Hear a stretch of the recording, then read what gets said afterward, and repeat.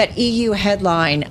Markets took a down swing, if you will, here in the U.S.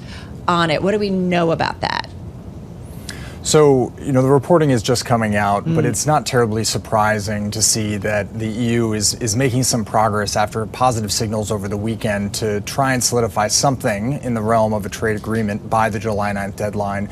The outstanding question really had been whether, one of the outstanding questions had been whether the EU would accept the 10% baseline without retaliating against the United States, which had been previous policy.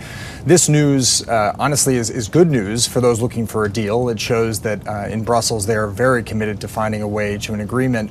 However, the sticky factor here remains that question of sectoral tariffs and what exceptions and exemptions will be provided, as you mentioned in the intro. In terms of, good news versus bad news, I think a lot of the market would prefer no tariffs rather than the baseline. Is there any way that the EU is going to lower, for example, the tariffs it charges the U.S. on goods like cars and trucks? So I think that's absolutely on the table. But, given the EU dynamics and the pushback within the different countries within the bloc, I think we still don't know where that's going to land. I think a lot will depend, again, on what the United States is willing to give.